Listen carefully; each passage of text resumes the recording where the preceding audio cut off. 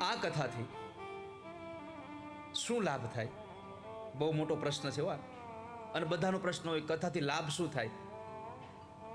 તો સ્ત્રીઓ માટે લખ્યું, અપુષ્પાક વંધ્યા ચ વંધ્યાયા ચ મૃતાર્ધકા સ્રવત ગર્ભા ચ યા નારી તયા શ્રાવ્ય પ્રયત્નતઃ.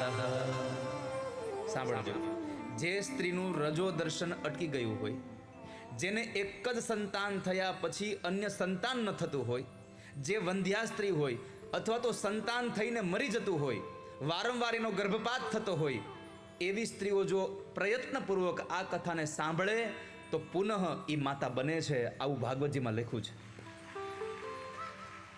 અને આ કથાએ તો આમાં હું કંઈ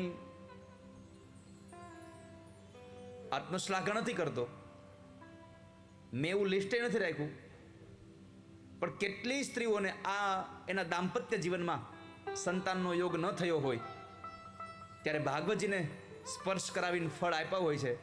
એવા કેટલાય લોકો છે કે જેના ઘરે 15-15, 17-17 વર્ષ પછી પણ પરમાત્માએ ફળ આપ્યા છે.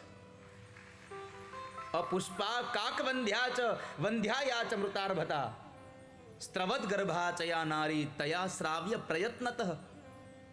જે માણસ, જે સ્ત્રી ભગવાનની કથા ભાવથી સાંભળે છે એને ત્યાં પરમાત્મા સંતાન આપે છે. આવો મહિમા છે આ કથાનો. ઉત્તમ ફળને આપનારી છે. કથાના અંતમાં શ્રોતાઓએ ગ્રંથનું અને વક્તાનું ખૂબ ભાવથી પૂજન કરવું જોઈએ. કથા પછી ગ્રહસ્થ મનોરથીએ હવન કરવો જોઈએ. હવે સાંભળજો, આ કથાના મનોરથીઓ, કથા પછી મનોરથીએ યજ્ઞ કરવો જોઈએ અને યજ્ઞમાં ભાગવતજીના 10મ સ્કંદના શ્લોકનો હોમ કરવો જોઈએ. અને એ જે યજ્ઞ થાય છે એમાં દ્રવ્ય શું લેવું? ખીર, મધ, ઘી, તેલ અને અન્ન, આવી અનેક સામગ્રીઓ ભેગી લઈ અને યજ્ઞ કરવો. કદાચ ભાગવતજીના 10મ સ્કંદના એ બધા શ્લોકોનો તમે હોમ ન કરી શકો તો યથાશક્તિ મુજબ ગાયત્રી મંત્રનો શ્લોક ગાઈને પણ આહુતિ આપવી. કારણ કે ગાયત્રી મંત્રનો વિસ્તાર, ગાયત્રી મંત્રમાં જેટલી તાકાત છે એટલી તાકાત અને ભાગવતમાં જેટલી તાકાત છે, આ બે સમકક્ષ છે. માટે ગાયત્રી મંત્રનો યજ્ઞ કરવો. આ બધું ન કરી શકાય તો વિષ્ણુ સહસ્ત્રનો પાઠ કરવો. બ્રાહ્મણોને બોલાવી વિષ્ણુ સહસ્ત્રના પાઠ કરાવવા. તમારી આ 7 દિવસમાં કોઈ પણ ત્રુટી રહી ગઈ હોય તો એના ક્ષમા માટે બ્રાહ્મણો પાસે વિષ્ણુ સહસ્ત્ર પાઠ કરાવવા. એટલે મેં બ્રાહ્મણોને કહ્યું છે કે તમે આખો દિવસ અહીં જે પાઠ કરવા કરજો, પણ એક દિવસમાં કથા ચાલુ થાય ને કથા પૂરી થાય ત્યાં સુધીમાં રોજ એક વિષ્ણુ સહસ્ત્રનો પાઠ કરવો તમારા યજમાનના કલ્યાણ માટે. ઓમ નમો ભગવતે વાસુદેવાયની માળા કરવી તમારે. ભાગવતજીના જેટલા શ્લોકોનું પાઠ થાય એટલું તમારે કરવું જોઈએ. ત્યાર પછી હવે સાંભળજો યજમાનો, ખાસ સાંભળજો, સારું આવ્યું છે.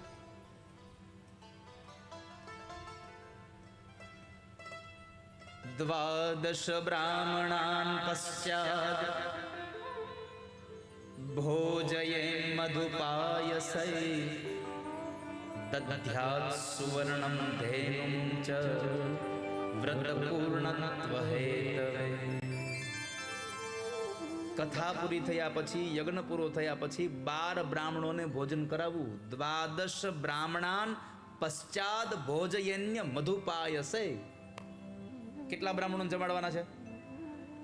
ઓછામાં ઓછા 12 બ્રાહ્મણોને જમાડવા, જેને કથા કરી છે એને. 12 બ્રાહ્મણોને જમાડવા અને એને જમવામાં ખીર અને ઘી આપવા.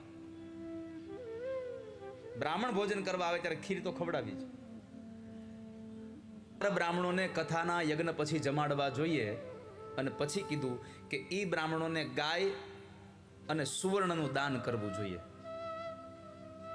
શાસ્ત્રમાં લખ્યું છે ભાગવતજીમાં કે જો યજમાનની શક્તિ હોય, ભગવાને સુખી કર્યા હોય તો 3 તોલાનું સોનાનું સિંહાસન બનાવી અને એની ઉપર સંસ્કૃતના શ્લોકોમાં લખેલો ભાગવતજીનો ગ્રંથ રેશમી કપડામાં વીંટળાવી એ સુવર્ણના સિંહાસન ઉપર મૂકી અને એ સિંહાસન સહિત, એ ભાગવતજી સહિત બ્રાહ્મણને દાન કરવું જોઈએ. વસ્ત્ર અને આભૂષણનું દાન કરવું જોઈએ. આ બધું દાન કર્યા પછી એને દક્ષિણા આપવી જોઈએ. 4 યજમાનો છે આપણે તો. કેટલા યજમાન છે અહીંયા? 4. તો 4 તેરીને 12 તોલાનું સિંહાસન બનવાનું છે અહીંયા તો.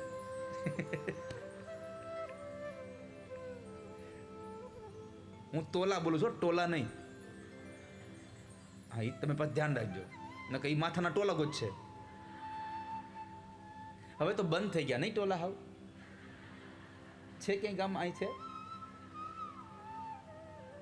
પણ એક વાત કહું, માથામાંથી ટોલા ગયા ને, એના લગ્નમાં જેમ મન મૂકીને પૈસા વાપરે એવી રીતની ભગવાનના કાર્યમાં પોતાની સંપત્તિને વાપરવી જોઈએ. તો આ ભાગવતની કથા તમને સફળતા તરફ લઈ જાય છે.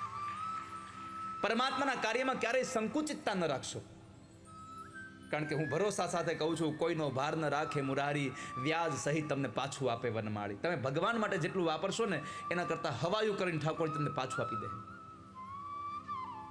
અને ઘણું પાછું આપે ભગવાન તમને. અંતમાં જ્યારે કથા સંપન્ન થઈ ત્યારે ભગવાન નારાયણ પ્રગટ થયા. નારદજીને વરદાન માગવા કહ્યું. નારદ, તમે વરદાન માગો. નગાહ ગાથા સુચ સર્વ ભક્તૈ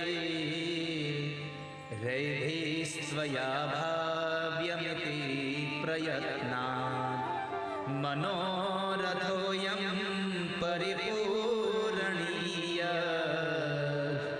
તથેતિ ચોકત્વાંતરધીયતાચ્યુત.